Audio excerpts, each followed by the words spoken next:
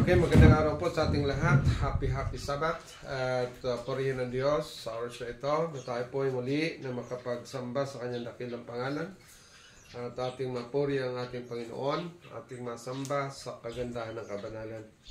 At purihin ng Diyos sa oras na ito. At ngayon ay atin ang bigyan daan ng atin pong pag-aralan sa oras na ito. Ang atin pong tatalakayin ay ang pabalita ng tatlong anghel, the three angels message. No? Napakahalaga po itong three angels message kasi kung hindi natin po ito manawaan, maaari pong maraming maliligaw din sa mensahe na pinadala ng Diyos para may handa tayo sa second coming. Now, itong three angels message po, napakahalaga ito na kailangan inyo pong maunawaan ito dahil ito ang present truth sa ating panahon. At itong three angels message na ipinadala para po sa paghanda sa bayan ng Diyos sa huling araw na ito na po ang paghanda natin magkaroon po ng tunay na kabanalan ng bayan ng Diyos bago si Jesus darating. Malapit na pong dumating ang Panginoon at malapit na ang atin siyang salubungin sa mga alapap. Ngayon itong three angels message ipinadala ng Diyos para po sa maluwalhating pagdating ng Panginoon, tayo rin ay magiging handa, maluwalhating pagsalubong dahil ito po ang ating salubungin, hari ng mga hari, Panginoon ng mga Panginoon, at siya na po ay sasalubong upang kunin tayo dito sa lupa. Kaya po itong mensahe ng three angels message, ito pong maghanda sa atin.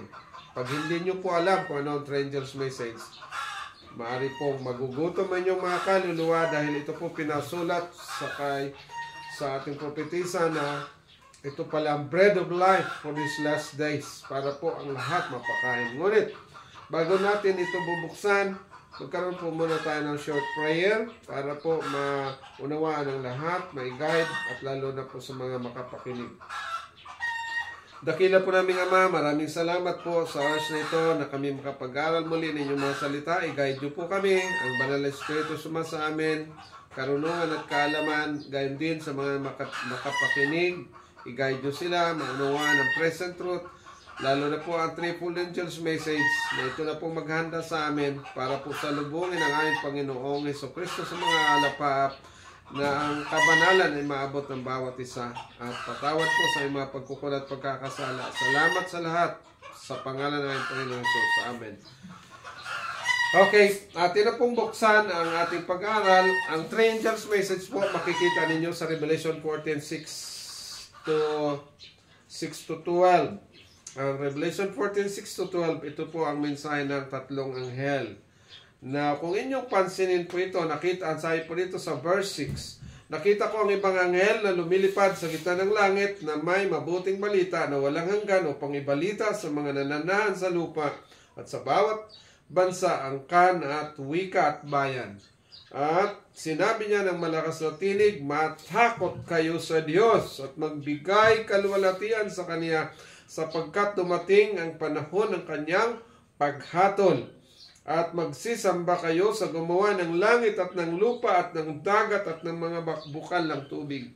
Now, itong unang anghel po, bakit binigay itong ganitong salita na ang sinabi po, ang anghel lumilipad. Bakit lumilipad? Dahil ang lipad po, yan ang speed, yan ang mabilis. Tingnan nyo po ang Gospel Workers, page 25. Na ito pala ay mabilis, kailangan dalhin ang ebanghelyo sa buong mundo kasi insay po dito nananahan sa lupa. So sa bawat bansa, kaya lahat po ng bansa, angkan, wika at bayan, kaya sa buong mundo po ito ang tinutukoy na madalhan ng ebanghelyo. Anghel, hindi po ito anghel na literal, kundi anghel po, mga mensahero. Ipinakita po ito sa Great Controversy, page 311, na ibinigay ng Diyos ang mga mensahe ito sa mga tao na tumanggap ng mensahe na mula sa Diyos, na itong pabalitang ito dalhin sa Jesucristo na siya pong tinatawag po na everlasting gospel, walang hanggang mabuting balita. Ang walang hanggang mabuting balita po ay ang ating Panginoong Jesucristo. Dalhin natin sa Jesus sa bawat bansa, bawat wika, at isigaw din natin, dalahin sa Jesus. Isigaw din natin ang malakas na tinig, matakot sa Diyos. Ang pagkatakot sa Diyos po ay ito ang kailangang maintindihan. So ang pagkatakot sa Diyos, kung ating tingnan, ito na po ang pag-iingat, pagsunod sa kanyang kautusan. Sa Ecclesiastes 12:13, pinakita po dyan na ang conclusion sa doon, here is the conclusion of the whole matter. Fear God and keep His commandments. Fear God, ang ibig sabihin po, matakot kayo sa Diyos. So, isang sigaw ito na magkaroon ng takot sa Diyos, dahil pag matakot ka sa Diyos, ibig sabihin po, iingatan mo ang kanyang kautusan. Sa Ecclesiastes 12:13, matakot kayo sa Diyos at iingatan mo ang kanyang mga utos, sapagkat ito ang buong katungkulan ng tao. So lahat ng tao po, pagkatakot sa Diyos ang kailangan. Sa unang anghel, kaya tatlong anghel po ito. Unang anghel, sa verse 8, ang ibang anghel, ang pangalawang anghel, may pangalawang anghel po. At ang sumunod, ibang anghel pa, ang pangatlo, ibig sabihin tatlong anghel. At dito po, pag-aaralan natin na nung mga nakalipas na araw po, nakaguhit na tayo dito sa blackboard. Now, ang mga mensaheng ito ipinadala po, hindi pinadala ito sa panahon ng mga alagad. Hindi po ito pinadala dito dahil ito palang mensaheng ito ay pinadala lang para sa huling araw at sa katapusang panahon. At tayo na po ang nasa katapusan. Pagkatapos po ng Laodicea, kasi sa 7 churches po, ay Peso hanggang Laodicea, ang Laodicea po ang pinakahuli. Dahil po nasa huli, dito na po siya ipapadala. Hindi pinadala sa panahon ng 34 AD, sa panahon nila Pablo, hindi pinadala ang mensaheng ito. Ang Three Angels message, hindi siya pinadala dito. Hanggang po sa Dark Ages, sa 538, noong panahon po ng 538 AD, hindi pa na ipadala ito, hindi pa ito binuksan. 1798, kung tingnan natin itong 7 churches, ipinadala lang dito sa panahon po ng Philadelphia. Dito na po, sa Philadelphian period, binuksan itong mensahe at ginamit po ang isang tao para magdala ng ebanghelyo, para sasabihin sa buong mundo na may darating ang ebanghelyo dito sa Jesus ay darating. At dito po ginamit si Miller. So ang unang anghel po, ang ibig sabihin ng first angel, mensahero, unang mga mensahero, anghel po, ang anghel, ang ibig sabihin po ng angels means, ang angel means messenger or movement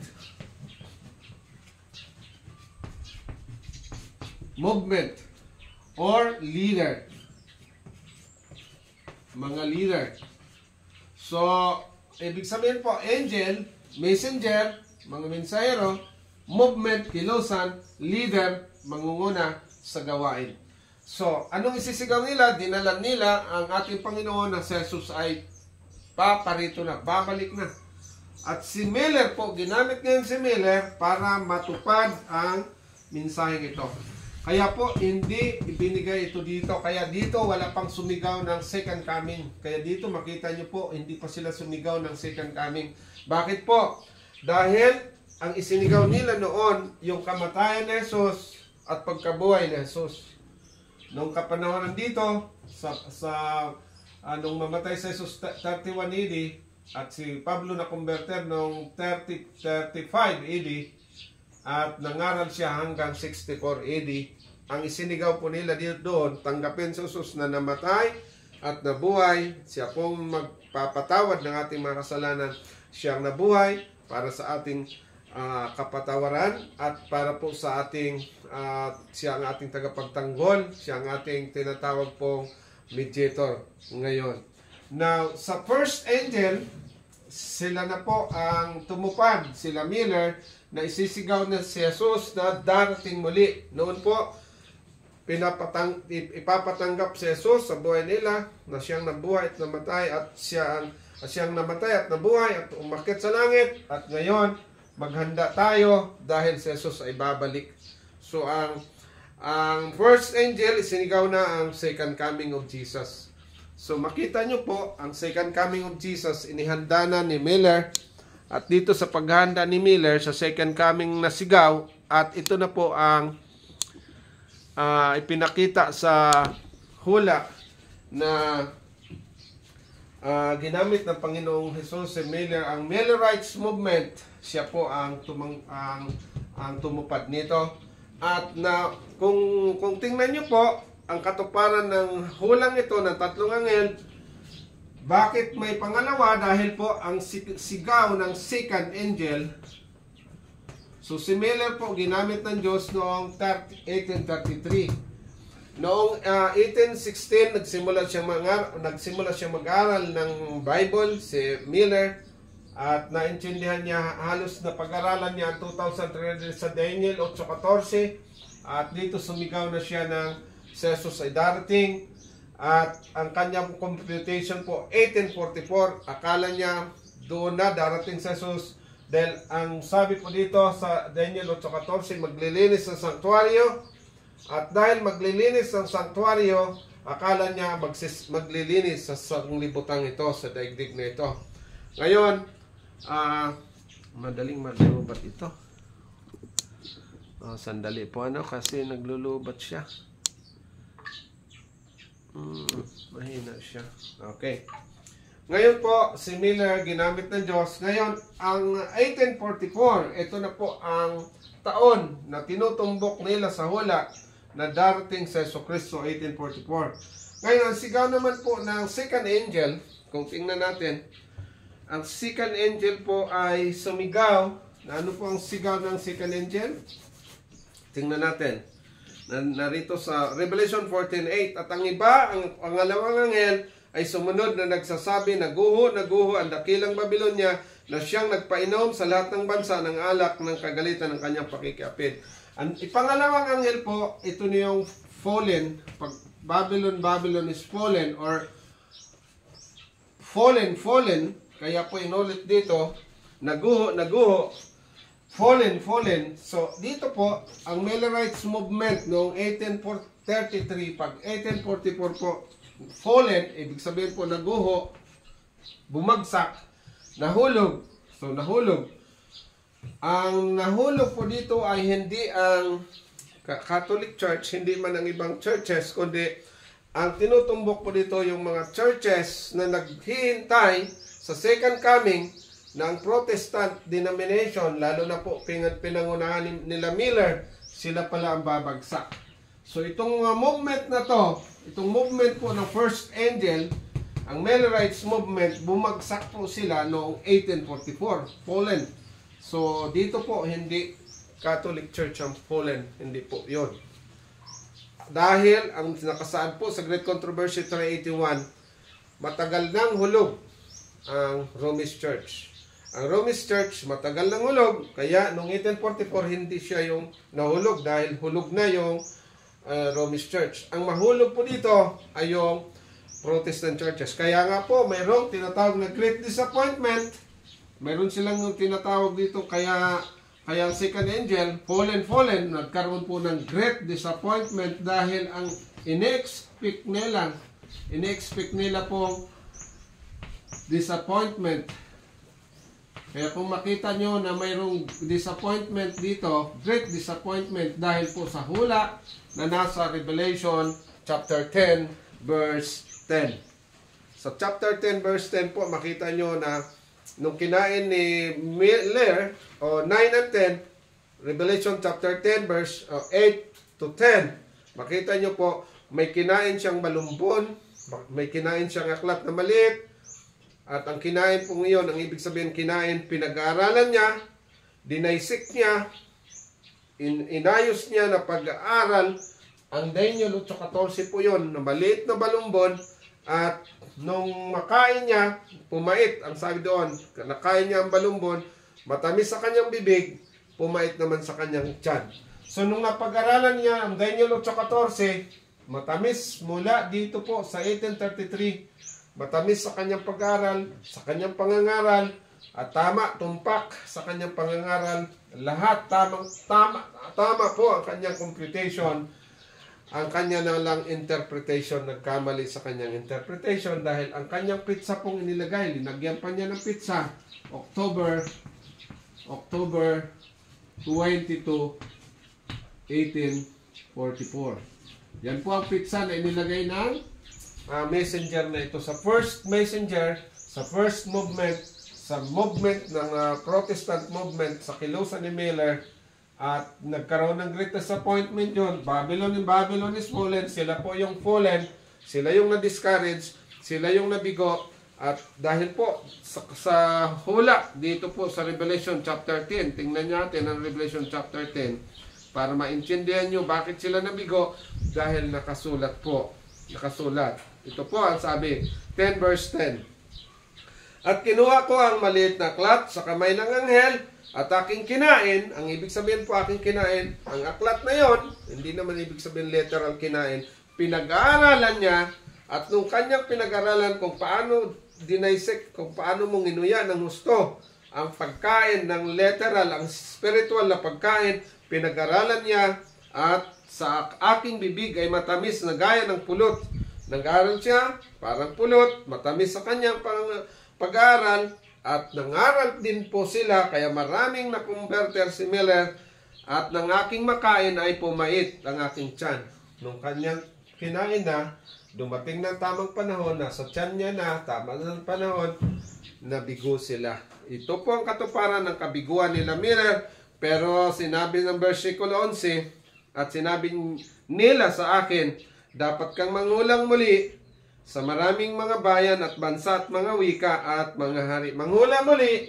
Kaya nga po, simula nung nabigo sila Miller, kasama na doon sila Ellen G. White, nung sila nabigo, nagtago po sila sa mga kamaisan dahil sa kabiguan nila, kinutya na sila ng kanila mismo mga kasamahan. Kasi po, kapag mabigo kayo, siyempre, sa halimbawa po 50 mil sila, natira na lang po sa kanila 50.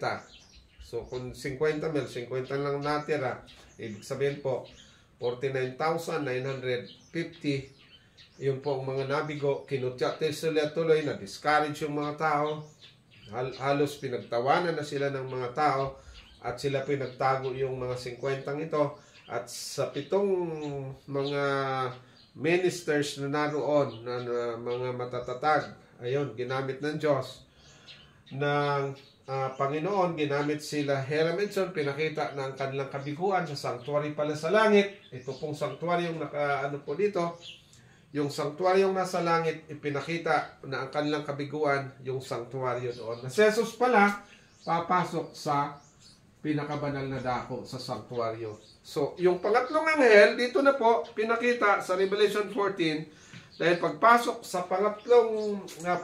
sa most holy place ni Jesus, hindi pala dito sa lupa ang kanyang pagdating, ang kanyang second coming, yung pala pagdating doon sa most holy place. Ito pong most holy, ito yung sekreto sa kabiguan nila Miller. Ngayon, kung hindi tayo mag-aral ng sanctuary truth, mabibigo po tayo. Kaya nga po, si Ellen White, sumulat po siya ng ganito sa early writings page 63. Ito na po ang kailangan yung makita na nagbigay siya ng tamang instruction sa atin para hindi tayo mabigo. Dahil itong pangatlong anghel, ito kasunod po nung mabigo sila, kasunod na pala po doon ang third angel.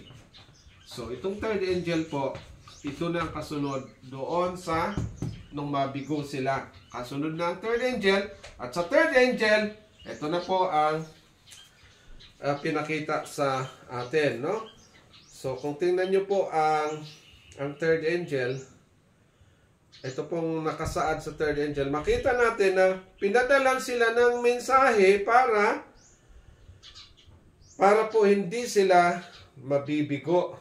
Dahil sila na nga po ay nabigo, at para maunawaan nila kung ano po ang ibig sabihin ng ipinadala ng Diyos na mensahe. Now, tingnan natin po. Sandali po, bakit nag-lock ito? Ayaw siyang magbukas. Okay, sandali.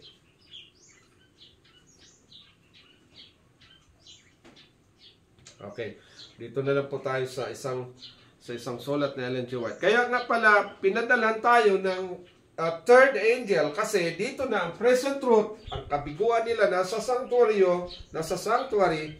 Kaya sabi po ni Ellen G. White dito sa early writings, page 63, there are many precious truths contained in the Word of God, but it is the present truth that the flock needs now. Ang present truth pala po natin, ito na po pala pinadala sa atin dahil ito ang kailangan sa flock. Ibig sabihin po sa, ano ang flock? Sa kanyang kawan. Sa kanyang kawan. Alam niyo po, kung gusto niyo mapasok kayo sa kawan ng Diyos, ito ang kailangan natin. Na sandali po at medyo naglubat itong ano natin. Bakit kaya naglulubat to? Sandali po, ano? Ayan.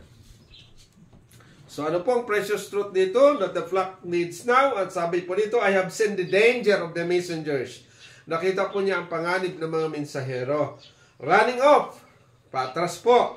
Ibig sabihin, hindi na po doon sa present truth. Running off from the important points of the present truth to dwell upon the subjects that are not calculated to unite the flock. Satan will here take every possible advantage to injure the cause.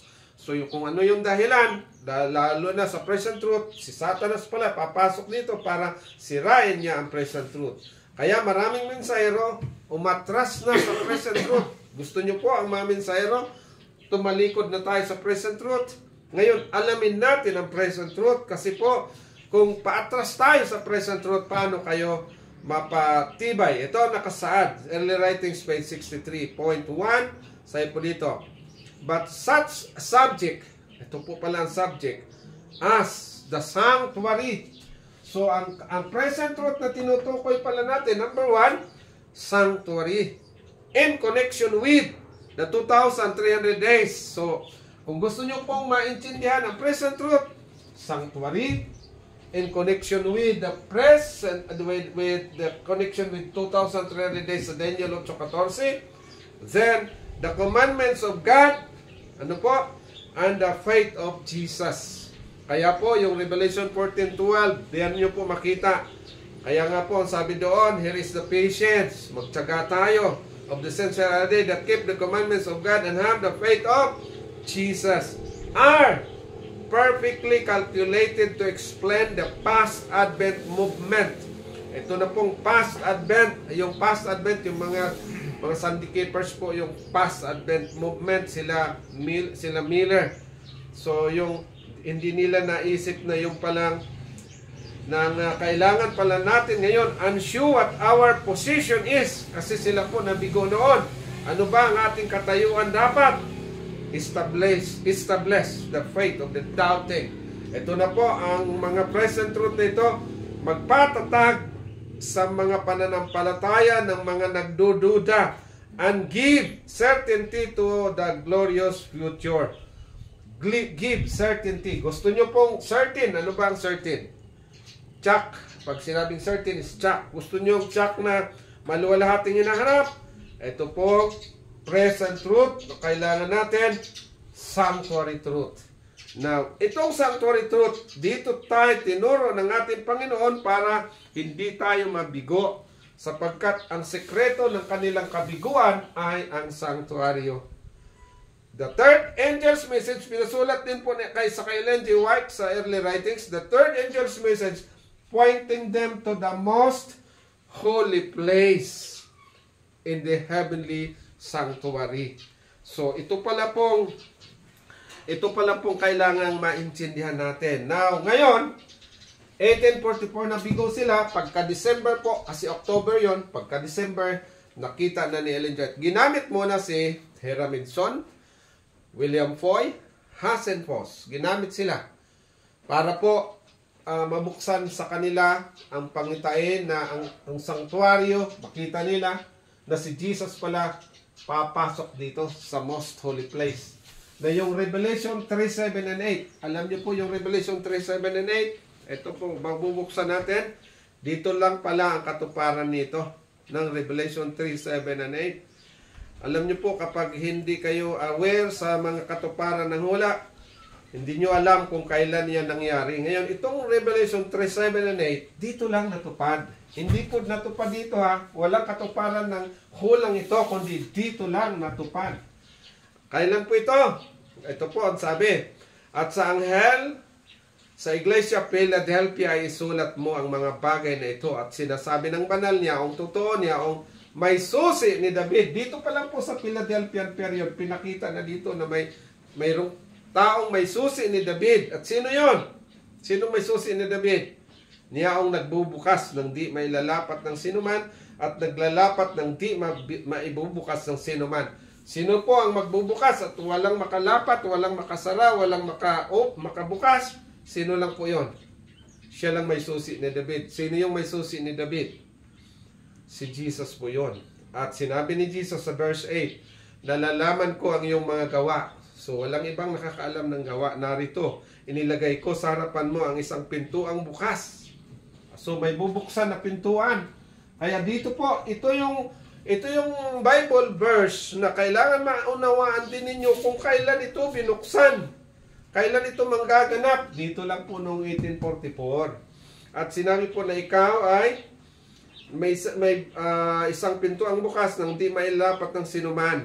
So, walang makasara, walang makabukas, maliban sa may susi na David. So, ang Revelation 3, 7, and 8, dito lang po siya naganap. Now, kung inyo pong basahin ang early writings page 32, dito po ipinakita ang pagbukas at pagsara ng banal na lugar, ng pinakabanal na lugar sa sanktuaryo. Ito po ang nakasaad. In the holiest, I saw an ark. On the top of the side of it, it was purest gold. Now, ito pong nakasaad. Sabi po dito,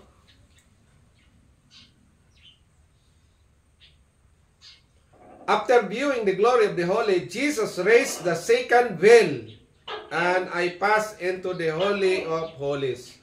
So, dadaan na po si Jesus sa Holy of Holies.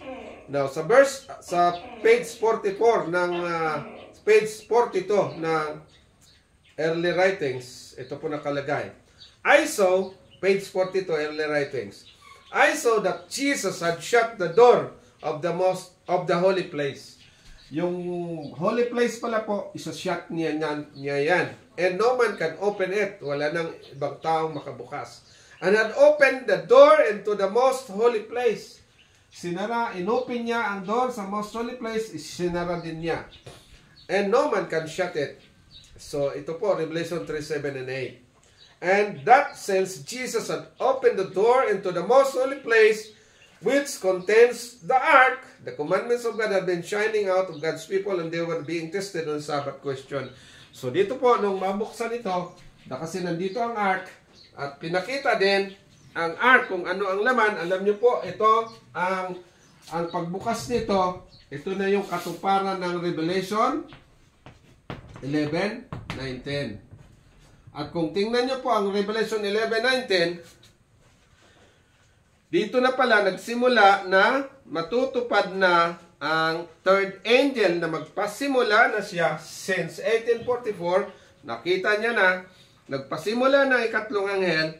At dito sa ikatlong anghel, tingnan nyo po ang Revelation 11. Dito lang makita, Revelation 11, 19. Alam niyo po kung inyo pong intindihan ito. Nabuksan ang templo ng Diyos nasa langit. Nakita sa kanyang templo ang kaban ng kanyang tipan. So, pinakita itong kaban ng tipan dito lang po sa panahong si Jesus pumasok sa most holy place. Iyan ang kaganapan, katuparan po ng hula. At kapag naroon na sa loob ng most holy, ano po? Binuksan ngayon ng Panginoon ang loob ng kaban. Ano kayang nakasarado, ano kayang nakapaloob doon sa kaban? Now, kailangan makita din po natin na ang kaban na yun may laman. Ito po, Jesus stood by the ark. Early writings, page 32. Ano pong sinabi? Jesus stood by the ark. And then, as a cense prayer came up to him, the incense of the censer would smoke. He would offer up their prayers with the smoke of the incense to his Father. In the ark, ano pong nasa loob ng arka? In the ark was golden pot of manna. Ito na po yung ating sa prophecy nung una natin nilagay, no? Number 1, golden pot of manna. Number 2, Aaron's rod that budded and the tables of stone which folded together like a book. And Jesus opened them. I saw the 10 Commandments. So, yung primero, golden pot of manna, rod of Aaron, and the 10 Commandments. So, tatlong bagay po naroon sa arka. At ito ang hindi nakita ng mga Protestant denominations noon. Sila Miller, di nila alam yon. Ipinakita lang bandang huli. Kasi po, bakit ipinakita bandang huli? Sakay doon sa huli, nung mabigo sila, bakit ipinakita doon sa kanila? Ito po, kasi ang hula, ito po, nakasaad sa hula. Revelation 10:11. Ano pong nasa hula? Sinabi nila sa akin, dapat kang manghulang muli. Dapat kang manghulang muli. So, kung wala nang ginamit po na manghula muli, si John po patay na. Matagal nang namatay si John, mga AD 96. Maaring hindi na nakaabot ng 100 AD 100 si John. Sumulat siya ng Revelation 96. Namatay siya, sabihin na natin mga bago mag 100. Umabot man siya ng 100. AD 100. Pero hindi niya inabot itong kabiguan. Sa hula, nakita ni John, nasulat ni John, pero yung katuparan, hindi na si John nakaabot sa katuparan ng hula. Ngayon, nung pumait, nagkaroon ng great disappointment, anong sinabi ng anghel? Dapat kang manghulang muli. Kaya nga po, mayroon tayong propetesa ngayon kasi siya ang tumanggap. Mayroon tayong Ellen G. White. Ngayon, dito sa Laodicean period, simula 1844, nakita ni Ellen G. White ang 10 Commandments. Ang Sabat, pinakita, ang Sabat pala, nagliliwanag doon sa lahat ng kautusan dito. Siya yung nagliliwanag sa loob ng arka, ang Sabat. Na ito palang Sabat, palatandaan ng bayan ng Diyos, nagbigay siyang glory, kaluwalhatian doon sa loob. Sa lahat ng commandments, nagliliwanag man ang iba, pero maliwanag na masyadong Sabat, dahil ito pala, ang Sabat ay siyang pinaka-tanda ng Diyos sa kanyang bayan. Siyang pinakasilyo, siya sa Sabat din, pinakita ang kanyang kapangyarihan, ang creation, pinakita niya sa Sabat, naroon ang kanyang power, ang kanyang name, at yung kanyang territory naroon sa Sabat. Ang silyo sa makatuwid, ang silyo po, pinakita na doon sa Sabat. So, si Ellen G. White, alam niyo po, kahit Sunday Keeper sila sa simula, si Miller, Sunday Keeper, 1844, 1846 po, dito nagsimula si Ellen G. White kasi naintindihan niya. Dito na ang first Sabbath keeping ni Ellen White. At simula po sila nung magsamba sila sa Panginoon sa palibot po sa isang puno ng kahoy sila. Alam niyo po, naggawa sila ng upuan na palibot at doon sila nagsamba araw ng Sabat maghapon. At sa simula po, mula 1846 hanggang 1856, ang pagsamba po nila ay 6 to 6. Alam niyo po, 1846 hanggang mga 1856 or 58, 6 to 6 sila. 6 to 6 ngayon. Ang mahirap pala po kapag oras ang kanilang binantayan. Alas 6 ng hapon, Sunday, Biyernes, halimbawa alas 6. May Biyernes na ang alas 6 po mataas ang araw.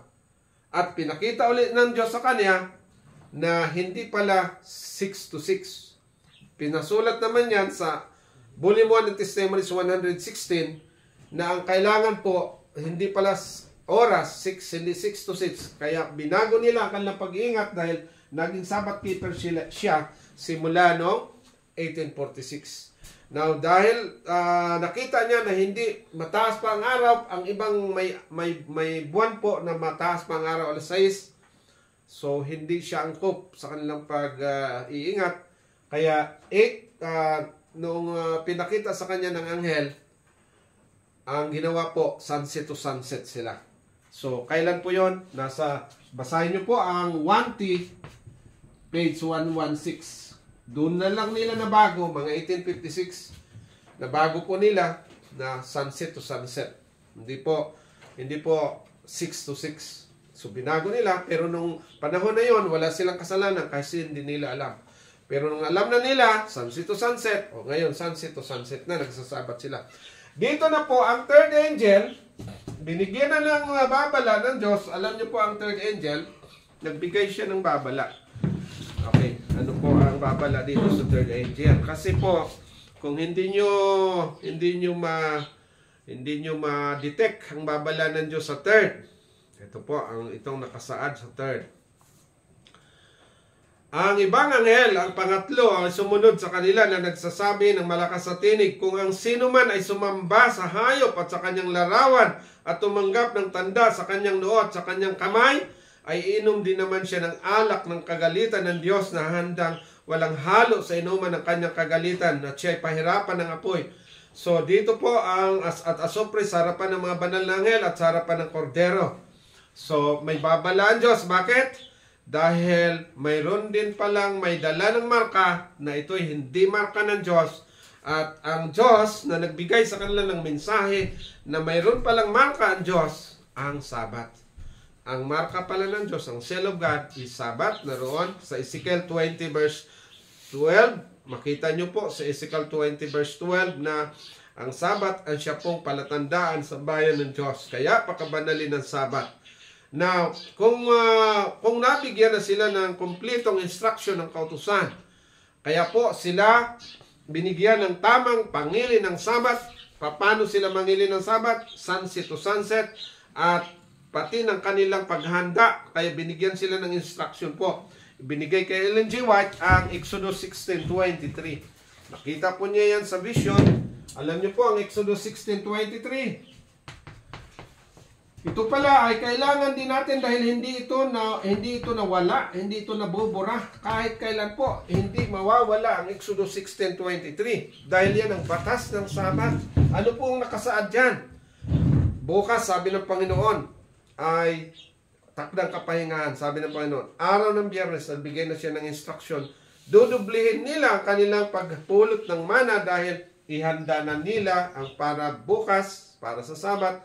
Iluto ninyo ang inyong iluluto, Exodus 16:23, at in-explain ni Ellen G. White sa bayan ng Diyos. Ngayon, ang lahat ng Sabbath keepers, binigyan sila ng instruction. Tingnan nyo po ang 1 ESP 2:5.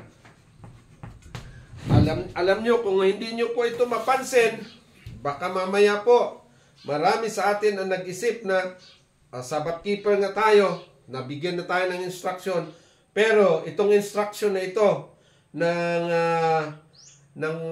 Diyos sa kanyang bayan, hindi natin naintindihan dahil ang mga mensahero, hindi man nila naintindihan yung most holy place. Pero tingnan nyo po ang nakasaad dito. Ang Sabbath pala, sabi dito, those who neglect to prepare for the Sabbath on the 6th day and who cook food upon the Sabbath violate the 4th commandment and are transgressor of God's law. Alam nyo po, ang tao palang hindi maghanda ng Biyernes sa Friday, hindi siya naghanda at nagluluto ng pagkain araw ng Sabat, transgressor of God's law. Alam niyo po, ang transgressor, Tagalog niyo po ang transgressor. Ano yon? Ang transgressor? Manlalabag. Taga-salangsang ng batas ng Diyos. Gusto niyo bang magsalangsang? Yan. Gusto niyo bang sumunod? Maghanda po. All who are really anxious to observe the Sabbath according to the commandment will not cook any food upon the Sabbath. So, ang masaklap po dito, kasi maraming mensahero na ngayon, hindi nila naintindihan ito. Pinadalhan na nga tayo ng mensahe at sabi dito, those who neglect to prepare for the Sabbath on the 6th day and who cook food upon the Sabbath violate the 4th commandment. Alam niyo po ang salitang violate. Yung transgressor at yung violate, dalawang salita yan. Ang violate, ang ibig sabihin po, nagsalangsang pa rin siya. Transgressor, sumasalangsang. So, dalawang word ginamit niya dito, violate the 4th commandment, nagsalangsang pa rin siya, lumabag siya, and transgressor of God's law, sumasalangsang siya sa batas ng Diyos. So, ang unang Sabbath keepers po, nabigyan, hindi po pwedeng magluto ng araw ng Sabbath. So, ito yung ang dala po ng mensahe ng third angel. Kaya nga po, dito sa third angel sanctuary, pag hindi po nyo naintindihan to, bakit binuksan ang mana? Bakit binuksan ang mana? At ang rod, ano ang rod? Pag-preserve ng rod ng authority ng mga leaders, kagaya po ni Moses, na nakatago yung rod ni Aaron sa panahon ni Moses, ang rod ni Aaron na preserve para ma-remind sila na ang mga leaders na ibinigyan ng authority, huwag natin po silang salangsangin, huwag natin silang kalabanin. Pero kung ang mga leaders, kagaya ni Miller, palayo na si Miller sa present truth, hindi na sumunod si Ellen G. White. Kaya si Miller, na dati po sinundan ni Ellen G. White, dahil si Miller ang nag-compute nito, pero si Miller hindi tumanggap ng Ten Commandments, si Miller hindi tumanggap ng Sabbath, lumayo siya kay Miller. Namatay si Miller po na hindi Sabbath keeper. Ngayon, etong ang mga leaders, mga messengers, pag hindi na nagturo ng ganito, paatras na, susunod ka pa ba? Halimbawa, ang nakasaad po doon sa Early Writings, page 63. Ang Early Writings, page 63, maraming mensahero na umatras na. Susunod ka ba doon sa umatras? Saan ba tayo? Sa pasulong o paatras? O ngayon, kung tayo pasulong, maghanda po tayo ng Biyernes. Handa tayo. Huwag kayong magluto. Yung nagluluto po, violate the fourth commandment. Ano pa? Transgressor of God's law. At ano pa? Ano sabi dito? All who are really anxious to observe the Sabbath according to the commandment will not cook any food upon the Sabbath. Will not. Pag sinabing will not, hindi po shall not. Halos sabihin na natin cannot. Will not cook. Talagang hindi po pwedeng magluto. They will, in the fear of that God who gave His law from Sinai. Ang batas na yan mula pa sa Sinai. Deny themselves and eat food prepared upon the 6th day. Ano po kainin natin?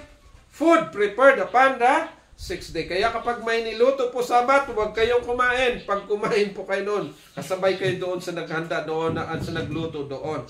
Ang kainin po natin, sabi nito, niluto na araw ng 6th day. Even if it's not so palatable. God forbid the children of Israel baking and boiling upon the Sabbath.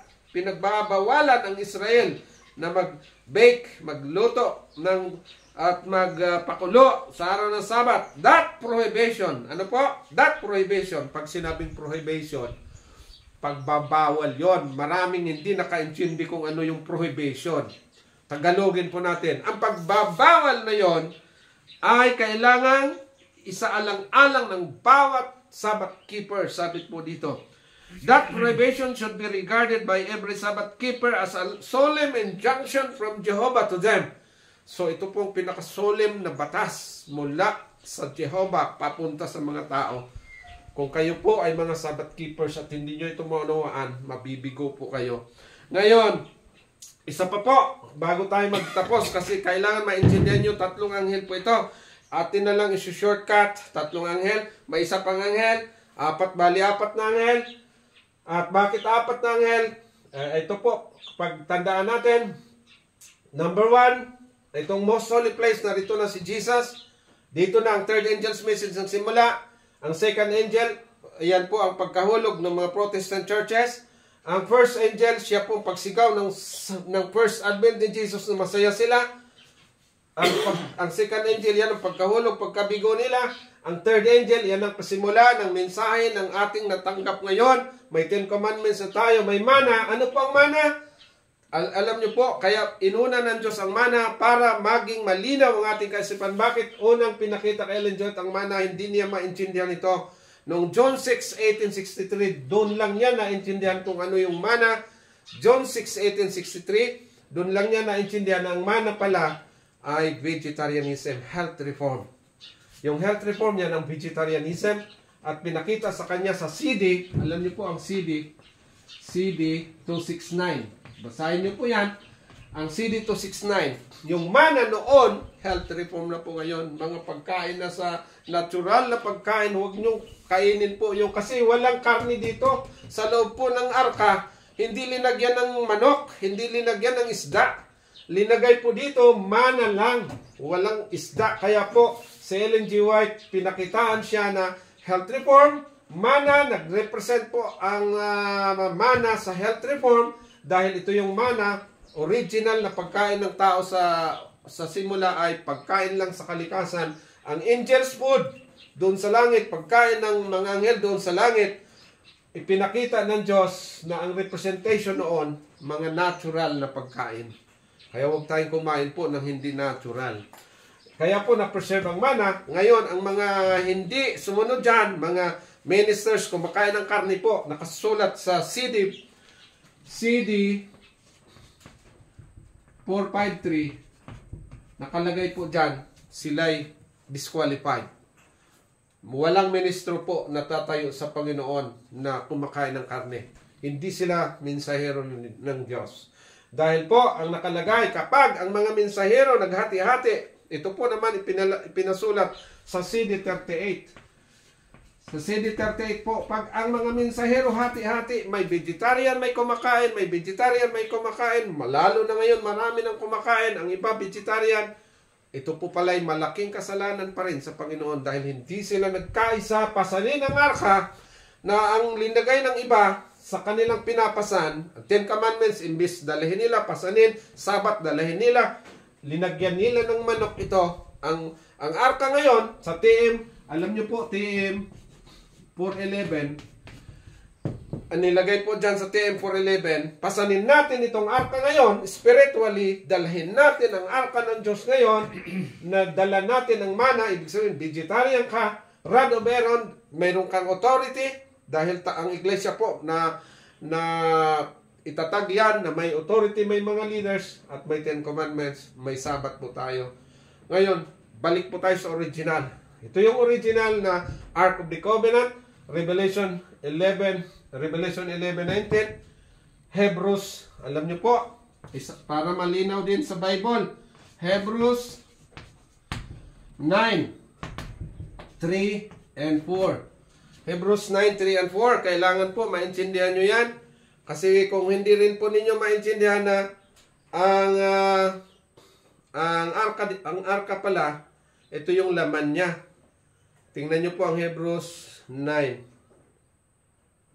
Hebrews 9:3 and 4. Sabi po dito, at sa likod ng kalawang tabing, ang tabernakulo tinatawag dakong kabanal-banalan na may isang gintong dambana na may kamangyan at kaban ng tipan at sa paligid ng mga nakalupkupan ng ginto na siyang kinaroroonan ng sisidlang ginto na may lamang mana. Sisidlang ginto, ito yung pot of mana. May lamang mana, tungkod di Aaron na namumulaklak at mga tapyas na bato ng tipan. So, itong Hebrews 9:3 and 4, nagpatunay po na ito yung laman. Ito yung laman. Now, ngayon, ang masakla po, itong sa Laodicean period, kasi po, ang SDA na-register yan, 1863, May. At nung ma-register siya, pinangalanan na po itong bayan ng Diyos ng Seventh-day Adventist. So, ito na yung nagdala sa third angel. So, ang third angel po, third angel's message, ang third angel's message po, dala na ng SDA. So, ito pong third angel's message, SDA na po ang nagdala. Seventh-day Adventist. Pinarestro po yan noong 1863. At ang masaklap po, nakahula siya sa Revelation 3:15 and 16 na itong Seventh-day Adventist ay hindi po ito naging mainit. Naging itong lukewarm. So, dahil naging lukewarm, siguro pag-aaralan na naman po natin ito dahil siya lukewarm, hindi siya kailan uminit, hindi rin siya lumamig. Lukewarm lang talaga siya dahil nakahula. Ayan, nakahula sa Revelation 3:15 and 16, nakahula siya, isusuka siya kasi lukewarm. Isusuka siya. So, ngayon, kailangan niyong matandaan na bago bababa si Jesucristo, nagpadala pa siya ng isa pang anghel, another angel. At ito na po ang sigaw ng another angel, na itong another angel na to, siya ng angel na magtatapos sa gawain ng Panginoon. Ito na pong another angel. Saan ito nakasulat?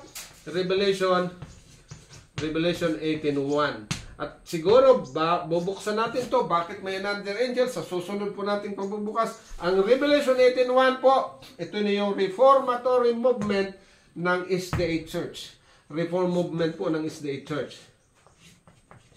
Pinakita, siguro buksan natin sa susunod nating pag-aaral. Pag hindi po kayo makakaintindi dito, hindi nyo maabot itong tunay na reformasyon. Kasi po, ang another angel, pinakita ito sa Testimonies, Volume 6. Isulat ko po sa inyo, 406.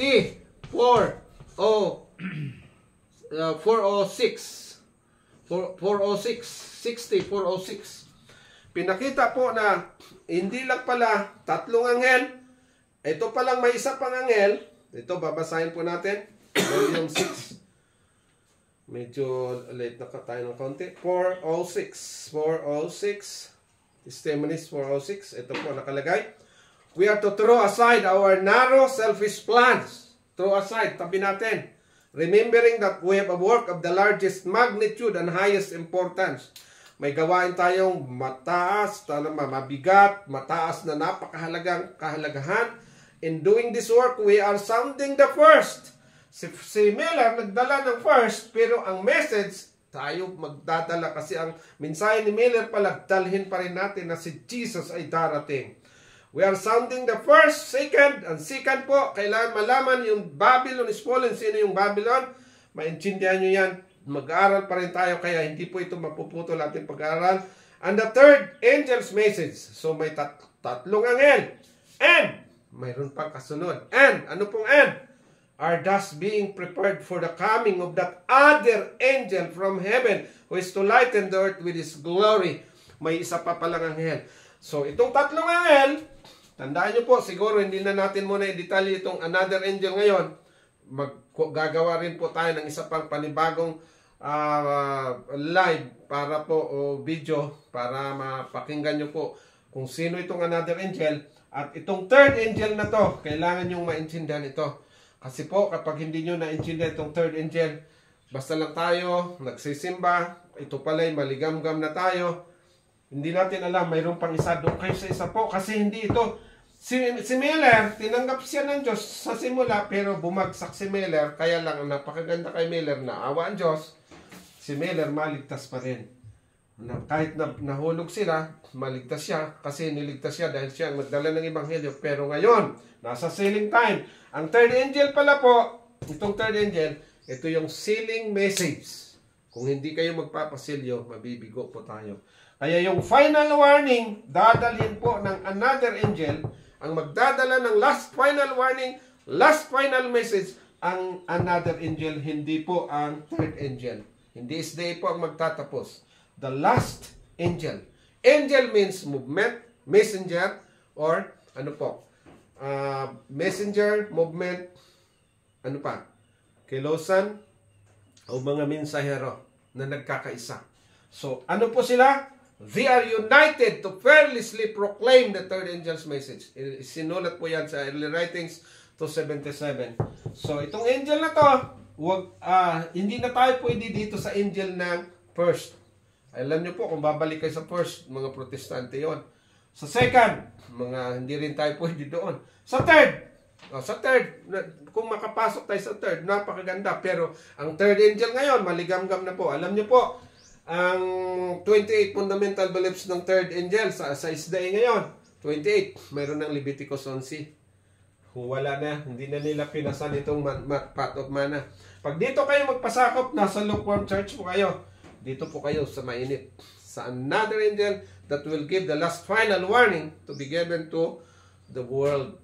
Kaya nga po, sa volume 8 ng Testimonies, volume 8, page 27, na the bread of life of this world. Ito yung threefold angel's message.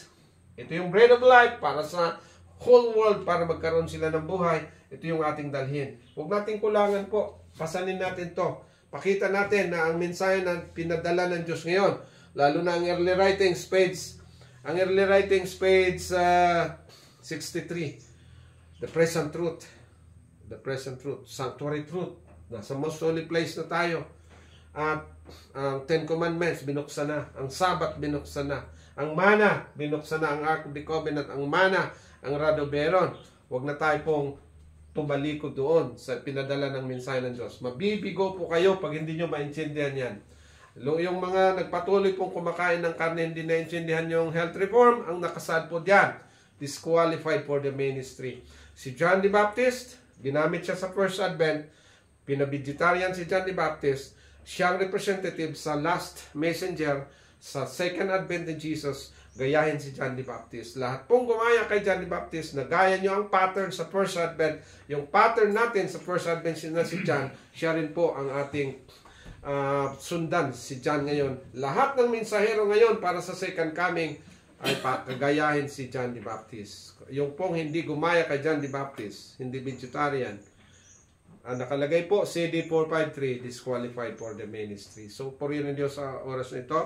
At napakahaba na siguro po ang ating pag-aaral. Sa susunod, marami pa po tayong bubuksan hanggang maintindihan nyo ang 3 angels message. Bubuksan natin yan lahat. And the another angel. Mabuksan nyo lahat yan. Pag hindi nyo yan maintindihan, may another angel. Kaya stick kayo diyan lang sa third. Wala kayo doon sa another angel. Mabibigo po kayo. Pagpalain po tayo ng ating Panginoon. Hanapin nyo po ang Reform Movement. At ito na ang Reform Movement. Pag makita nyo po, pinakita ang Reform Movement, kailan siya? TM 514. Pag may crisis, doon lang lalabas ang tunay na reformasyon. Sa panahon ng crisis, doon siya lumabas. Now, kailan ang crisis? Pinakita po sa Patriarchs and Prophets and Kings page 278, ang crisis sa panahon ng gera. At ang First World War, yun ang unang crisis ng church na doon po lumabas ang Reformation. Kung walang crisis po, siya hindi nakahula. Yung mga lumabas na reform ngayon, may mga nag-reform na hindi naman sa time of crisis, mga fake siya. Hindi siya po ang nakaprophesied na reform. Ang nakaprophesied na reform po, yung lumabas sa time of crisis. So sana, sa oras nito, naunawaan natin ito po ang ating napag-aralan. Purihin ng Diyos at pagpalain ng kanyang mga salita sa mga nakinig, nag-aaral ngayon, lalo ng salita ng hula. Sana bago bumaba si Jesus, ang ating Panginoong Jesus, ay maintindihan na natin ang tunay na pagbabago, ang reformation ng buhay natin, reformation sa law of God, ang law of God na nasira, ang Isaiah 58 verse 12, mga taga-ayos tayo dapat ng mga nasira, hindi tayo taga-sira ng batas ng Diyos, kundi taga-ayos tayo ng batas ng Diyos. Sumama po kayo doon. We are called the repairer of the breach, the restorer of the streets to dwell in. Prophets and Kings, page 678, nakalagay po. At yung Revelation 12:17, ang remnant, may nalabi. Alam nyo po dito sa stay, may mga nalabi diyan, may mga remnant. Ang remnant, keeping the commandments of God and have the faith of the testimony of Jesus. Yan ang spirit of prophecy, testimony of Jesus. At sinabi po dyan, God's remnant people is standing before the world as reformers. So, ang remnant people, they are reformers. Pag hindi po reformador ang remnant people, mabibigo po kayo. Pinakita na po sa hula, Prophets and Kings 6:78. God's remnant people standing before the world as reformers. Pag hindi po tayo reformador, hindi po ninyo maintindihan ito, mabibigo po tayo. No? So, sana po lahat maging yung nakaunawa, lahat maging maluwalhati ating hinaharap at second coming, talagang masaya tayo, hindi tayo mabibigo. Purihin ng Diyos, magpalain ng batsa, in Jesus' name. Amen. Amen. Okay, para sa ating closing song. Atin na itong i-off siguro.